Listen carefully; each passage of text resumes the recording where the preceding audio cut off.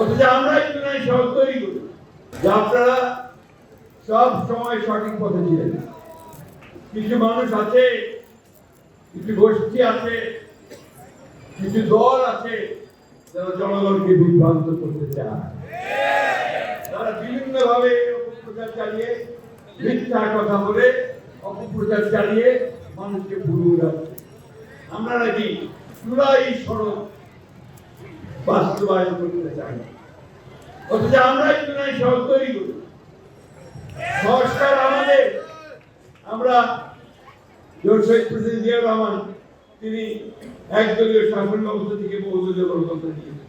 এটা একটা বিশাল সংস্কার ছিল। তিনি মিডিয়াকে মুক্ত করে দিয়েছিলেন, বিচার বিভাগকে স্বাধীন করেছিলেন। দেশ নেত্রী Begum Khaleda Zia presidential form of government থেকে পার্লামেন্টারি ফর্ম অফ গভর্নমেন্ট দিয়েছেন। কি ঠিক কথা না ভুল কথা বলেছেন? Next level, well done, side by side, free.